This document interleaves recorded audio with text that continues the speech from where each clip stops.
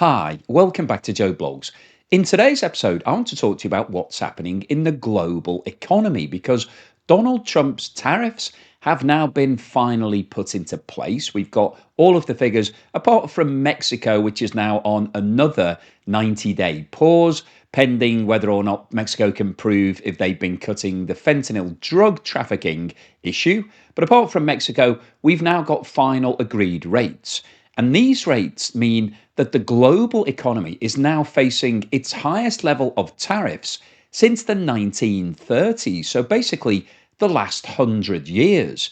And whilst we've had a lot of excitement over the past few months talking about these tariffs, and lots of countries have been panicking because the USA is the single largest economy in the world and therefore is the most attractive market if you're a company and you want to export things. We've seen lots of countries trying to agree lower tariffs, and some of them have been surprised. I recently posted a video talking about the fact that India was hit with a 25% tariff, despite the fact that India thought that it had a special relationship with the USA, but it remains a member of BRICS.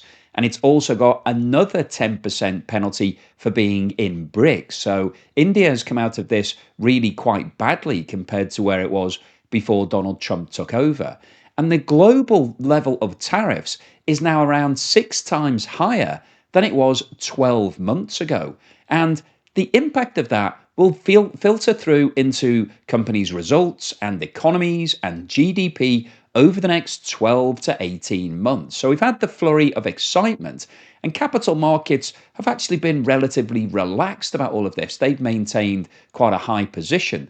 However, I think as we go forward, we'll start seeing the real life impact of these tariffs, and it's going to be negative in terms of the level of growth that the global economy is going to see. And there's going to be a certain number of countries that will be really badly affected. But before we get into the details of all of this, I'd just like to ask you to subscribe if you haven't done. I know that more than half the people watching my videos are not subscribers. And when we say subscribers, we don't really mean subscribers. It doesn't cost you anything. You're not actually committing to give me any money. All you're doing is showing that you like my channel. And the reason why I'd like you to subscribe is that helps me with the algorithm with YouTube. It helps to promote my videos more. So if you haven't subscribed already, please smash that button now. Now, just before we go on any further today, I want to talk to you about today's sponsor, Incogni. One of the things I absolutely hate is spam marketing, whether it be by text message, email, or my personal pet hate, phone calls. People ringing me up on my phone trying to sell me things that I absolutely don't want. And the reason why there's been such a huge increase in this sort of marketing is because of data brokers. Data brokers find your information on the internet, put it onto lists, and then sell it to marketing companies. Now, you can actually ask to be removed from these lists, but who's got the time to do that? Well, the answer is Incogni. When you sign up to their annual plan, which is what I use, they will remove you from all of those databases. And in addition to that, they will also protect your identity and whenever you go online, protect you from fraud. And if you're interested in signing up, the great news is that Joe Blogs viewers can get a 60% discount on the annual plan by going to incogni.com/Joe Blogs or clicking the link in the description below. Now, as I just mentioned, one of the issues that Donald Trump has with Mexico is the amount of fentanyl that's crossing into the USA from Canada and Mexico. And I thought it was worth having a look at what's happened since he took over as the president. So these are the official figures published by US Customs and Border Protection of the amount of fentanyl seizures at the US border. And so I thought it was worth looking at what happened before Donald Trump, or at the time Donald Trump took over on the 1st of January 2025. So you can see at that time, there were 990 pounds of fentanyl seized at the Mexico border and nothing seized at the Canada border. So basically, this was one of the issues that Donald Trump had. If you look at what's happened dating back to 2023, you can see that the level of seizures was actually significantly higher back then. If we now roll forward to the latest data that's been published for June 25, you can see that the level of seizures, Mexico has actually come down to 704, and it's increased slightly in Canada to £3.4. Now, does this represent a major step forward? Does this mean the fact that there's less drugs being seized at the border, that there are less drugs crossing the border, or is it just that people are managing to get through without being caught? So I don't know the answer to that, but if the level of seizures is going down, then I guess the acid test is what's happening with the amount of fentanyl being used in the USA. So you could look at this in the positive light of saying, well, less seizures mean that the Mexican police are doing a good job. They're stopping the drugs getting to the border, therefore, there is less being seized. Or it might be that nobody's actually picking up the drugs. And the increase in Canada is obviously very minimal. And the reason why that's important is because Donald Trump has now increased the tariff for Canada to 35% for all of the non exempt items. I think it's important to make that differential because there is a free trade agreement in place between the USA, Canada, and Mexico that was signed back in November 2018. But anything that isn't included in that free trade agreement is now going to be hit with a 35% tariff for coming from Canada. So, in terms of what that means in quantity, I thought it was worth having a look at this. It shows the breakdown. So, in 2024, the exempt goods under the free trade agreement equated to $157 billion. The non-exempt goods, so basically things that are being hit with the tariff, is $256 billion. So you can see that the majority of goods that are being sold from Canada into the USA are not actually exempt. And with this 35% tariff being applied to that non-exempt portion, that will mean an additional cost for US businesses and US consumers of $64 billion going forward. And the reason why this is important is a lot of US businesses have strong relationships. They've got parts and equipment and things that are needed for their business being made in Canada and then shipped across the border. So this 35% tariff is going to hurt a lot of US businesses, not just US consumers. And in terms of what's not included in the free trade agreement, well, a large chunk of steel and aluminium is included in that. Lumber and wood products, there's around $10 billion worth of lumber and wood products because Canada produces a lot of wood, and quite a lot of auto parts and components that don't meet the original rules. So these are things that are needed by American auto companies, and they're now going to have to pay 35% more. So this tariff is just one example of how it's going to impact on the global economy, because firstly, it's going to hurt some of these Canadian companies because they will see a reduction in demand for their products. But where the US continues to import things, it's going to hurt US economy because they're going to now have to pay 35% more for that. So that's going to push up inflation, which then has a risk of needing the Fed to increase interest rates. Now, in terms of the new tariffs that have been announced, I thought it was worth having a look at the impact on the globe. So this map shows the rates. We've got color coding here just to keep it simple. And at the bottom end of the spectrum, we've got 10%. Nobody has got away with less than 10%. That is the baseline for these tariffs. So every single country will have a minimum increase of 10%. But as we've discussed, some countries are going to have significantly more. So we've got a sliding scale on the color chart here from 10% up to 45%. And you can see that lots of different countries, the European Union's been hit with a 15% tariff. So all of Europe is sitting with 15%, but certain countries have got a lot more. And you can see countries in Africa, South America, and Asia are looking quite orange. And one of the countries that's been hit with the biggest tariff is Switzerland, which is quite a surprise, really, because you wouldn't have thought that Switzerland are particularly difficult to deal with. They're a very neutral country. They've had a neutral stance in terms of military for a very long period of time. And you would have thought Switzerland would have been quite an easy deal to do, but they didn't get to the table quick enough. They hadn't agreed anything with Donald Trump. And so they've been hit with a 39% tariff. And 39% is absolutely massive. And in terms of what Switzerland is exporting to the USA, this shows the breakdown for 2024. You can see the biggest single item is gold and precious metals. That was $17.1 billion. The second biggest is pharmaceuticals and chemicals, which was also 17 billion. So those two items are things that are going to be relatively difficult for the USA to find alternative suppliers for, particularly pharmaceuticals and chemicals, because we're talking about some of the biggest pharmaceutical businesses in the world who are based in Switzerland. They're sending things that the USA needs in terms of drugs. So it's not something that you can just decide not to buy.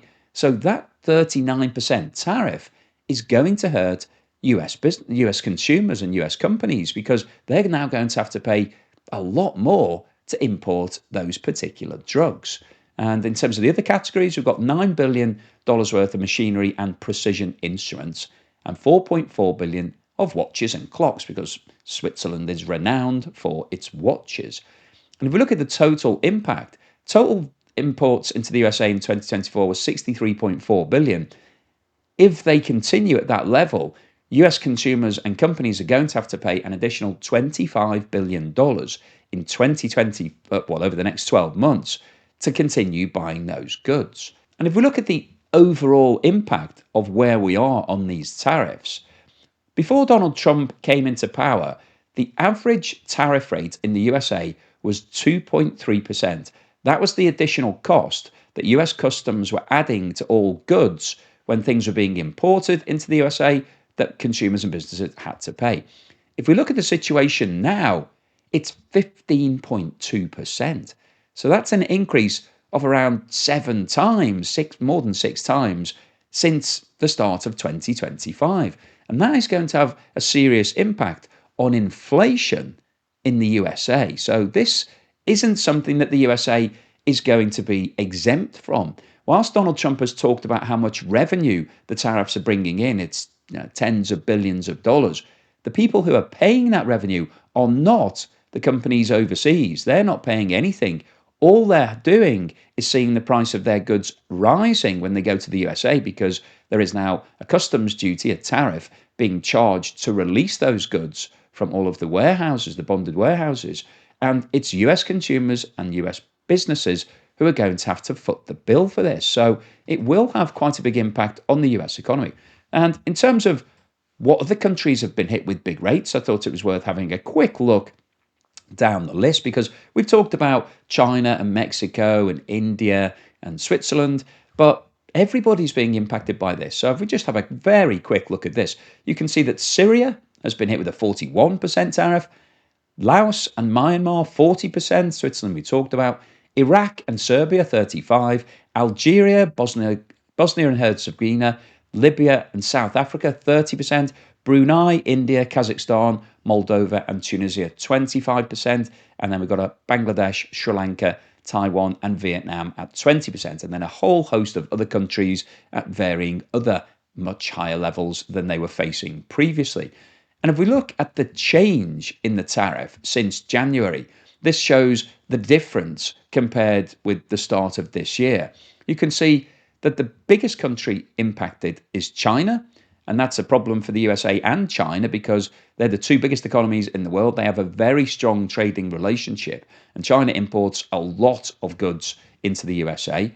Switzerland has been the second most impacted, followed by India, Indonesia, Vietnam, Thailand, Korea, Japan, and then the global average is coming in at this 15.2. So we've got a whole host of countries from the European Union, Malaysia, Brazil, and Taiwan. The UK, Mexico, Canada is only showing the reciprocal here. This isn't the additional fentanyl tariff, which is now obviously up to 35%. So we've got a massive change to global trade.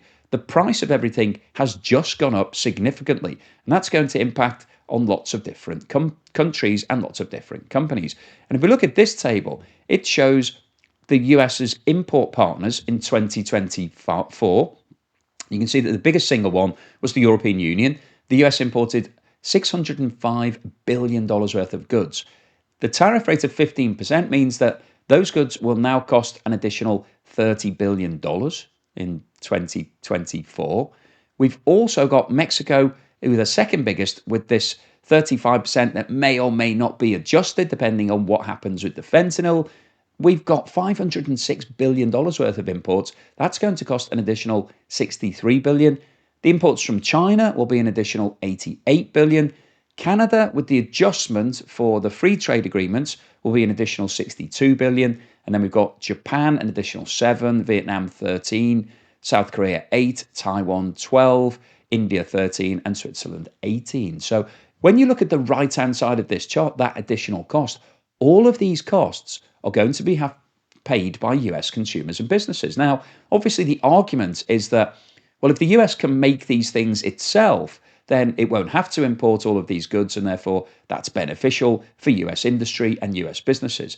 But the reality of the situation is that it's going to be very difficult to do that, because a lot of these products are things that either are unique. So if you have a worldwide patent for something like a drug, a pharmaceutical product, then it's not possible for US manufacturers to simply create their own version because you're not allowed to. Or if you've got something that is materially less cost outside of the USA. So if we're talking about things that have a high input from the labor side of things, if you're going to a low cost economy such as China or Vietnam or Taiwan or India, then it's going to be really difficult for the USA to be able to compete on those labor costs, because the labor costs are going to be maybe 10 times higher in the US. So unless you can fully automate everything and take all of the people out, you simply can't afford to do it for the same sort of price. So for a lot of products, the USA will have to keep importing it. And also, the reality of the situation is, even if the US wanted to replace all of these imports with its homegrown products, it would have to build the factories, it would have to train people up. There would be a huge amount of capital investment needed by companies at a time when prices are going up at the moment, so profit margins will be going down. So logistically, it's also very difficult for the US to be able to replicate all of these products and make them on US soil. So the reality of the situation is that a lot of these tariffs are going to have to be borne by US consumers and companies. That's going to push up prices. That's likely to then mean that some companies will have to eat those tariffs, as Donald Trump has said. He's come out recently and said that pharmaceutical companies need to basically take these tariffs on the chin. So not increase their prices, just reduce their profit margins. But the problem with that is, if you're making less profit, then it changes your business model, changes the viability of certain products. It also changes the attractiveness of the US market because you're making less profit on those sales. And in the long term, it could mean that things start to change in the global supply chain, and that companies decide that they don't want to target the US as much as they did historically. So there's a lot of really big implications here. But the bottom line is that these tariffs are now in place. We've got the highest level of tariffs that we've seen since the 1930s, and that is going to hurt the growth of the global economy. So what's the summary and conclusion today? Well, I wanted to post this video because we've talked a lot about the tariffs that Donald Trump announced on the 2nd of April. And we're now getting to the point where all of these tariffs are fully baked. We've got the final details, which is great because it means that everybody knows what the landscape looks like going forward. And so companies can now start working around this. But now we've got the hangover period. We've had all the excitement, all of the fun, and now the hangover will be what this means in reality for companies and their revenue and their profits, and what that means for the global economy. And I think the bottom line is that we're now going to see slower growth in the global economy going forward than we would have if these tariffs didn't exist, because we're seeing the highest level of tariffs globally since the 1930s. So that's an additional tax. So tariff, I think, is quite a phrase that's bandied around a lot, and everybody thinks, oh, tariffs, yeah, I know what a tariff is. It's essentially a tax. So the USA has basically increased its taxes across the board for all of these imports. So it's similar to increasing VAT. That's going to be the sort of impact that it will have. So the first impact of that means that prices will go up in the USA. Things will be more expensive. So US consumers and businesses will have to work around that. They'll have to work out how they're going to incorporate those increased costs into both their budgets or their family budgets. So it might mean that companies and consumers actually decide to start spending less or changing their buying patterns, going for cheaper options, those sort of things. So that will have an impact on demand in the USA, but at the same time, it will push up inflation. And when inflation goes up, the Fed will want to increase interest rates. That's the natural reaction when you've got rising inflation. If you increase interest rates, then it dampens down demand because there'll be less debt taken on and people will want to be more cautious. They keep money in the bank because they're getting a higher rate of interest. So that will have a negative impact on the growth in the USA.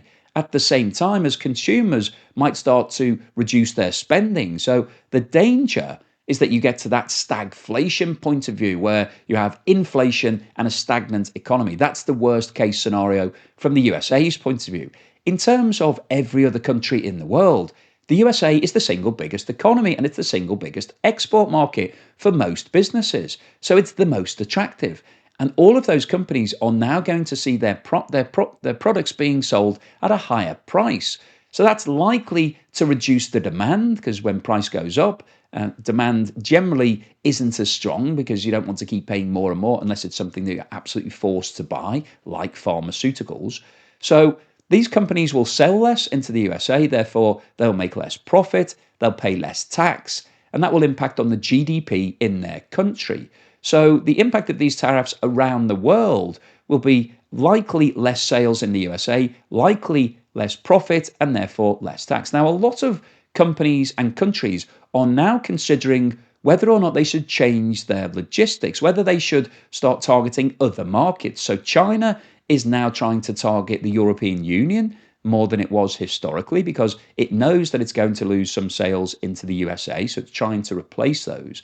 The European Union is doing a similar thing. It's looking at its own neighbours, it's looking at Asia and other markets. So we could see a change in the way the globe operates. The USA wants to become more self sufficient. It wants to produce things in the USA that are bought by US consumers. And I think that's a good theory. But the practical issue is that the labour costs in the USA are significantly higher than they are in many countries in the world. That's why the US has been buying things from China and Taiwan, Vietnam and India and all of these other countries. It's very cheap to produce things there, and so it makes sense. And that's why companies like Apple outsourced the production of iPhones and other equipment to places like China and India. Because if you need to have 1,000 people screwing in really small screws into the back of iPhones, you don't want to be paying them $20 an hour when you could be paying them a lot less than that to do it in China and India. So that's why Apple went for that model to keep the price of the iPhone down. If they were to move all of that production back into the USA, the price of the iPhone would go up significantly. We could see 50, 100% increase in some of the product prices. So it's not really practical to bring everything back to US soil. And as I mentioned earlier, the logistics of it also would be difficult because you'd have to build all of these factories, you have to train people up, get all of the equipment, change everything. That's going to take a long period of time. You can't do it overnight. So the reality is that these tariffs will mean that companies will just have to keep paying more for the products that they're importing, certainly in the short to medium term. That's going to impact on the US economy. It will see slower growth over the next 12 to 18 months as we go through this transition period. But also, the global economy will suffer because the US is the biggest market, and also all of the other markets are going to be impacted by this change. So the bottom line impact of the introduction of these tariffs is that we're likely to see slower growth and higher prices in the USA and slower growth across the rest of the globe. So hopefully you've enjoyed today's video, you found it useful, informative and thought-provoking. If you've liked what I've said, then please give me a thumbs up. Thank you for watching this video all the way through to the end, and here's something to put a smile on your face.